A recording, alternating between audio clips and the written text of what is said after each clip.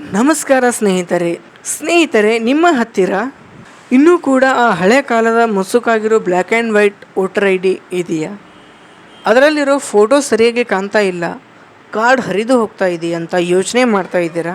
ಸ್ನೇಹಿತರೆ, ಈ ಹಳೆ ವೋಟರ್ ಐ ಡಿಯಿಂದ ಹೊಸ ವೋಟರ್ ಐ ಡಿಗೆ ಹೇಗೆ ಮಾಡಬೇಕು ಅನ್ನೋದು ನಿಮಗೆ ಗೊತ್ತಾಗುತ್ತಿಲ್ಲವೇ?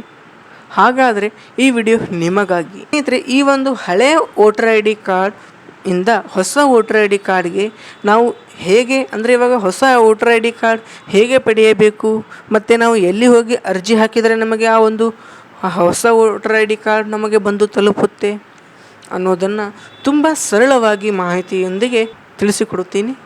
ಅದಕ್ಕೂ ಮುನ್ನ ನಮ್ಮ ಚಾನಲನ್ನು ಸಬ್ಸ್ಕ್ರೈಬ್ ಮಾಡಿಕೊಂಡಿಲ್ಲ ಅಂದರೆ ಕೂಡಲೇ ಸಬ್ಸ್ಕ್ರೈಬ್ ಮಾಡಿಕೊಳ್ಳಿ.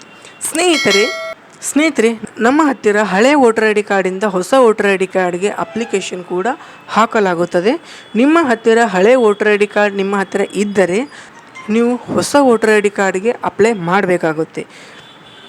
ಒಂದು ಪ್ಲಾಸ್ಟಿಕ್ ಕಾರ್ಡ್ ಥರ ಬರುತ್ತೆ, ಅದು ನೀರಲ್ಲಿ ಬಿದ್ದರೂ ಕೂಡ ಅದು ಹಾಳಾಗಲ್ಲ, ಹರಿದು ಹೋಗಲ್ಲ, ಮತ್ತು 100 ವರ್ಷ ಆದರೂ ಚೆಂದಾಗಿ ಇರುತ್ತೆ.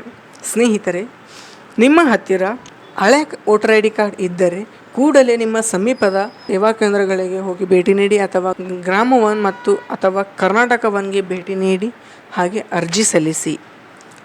ಇನ್ನಷ್ಟು ಮಾಹಿತಿಗಾಗಿ ನಮ್ಮ ಚಾನಲನ್ನು ಸಬ್ಸ್ಕ್ರೈಬ್ ಮಾಡಿಕೊಳ್ಳಿ. ಧನ್ಯವಾದಗಳು. वीडियोस बनाने हैं, फिल्मोरा है ना,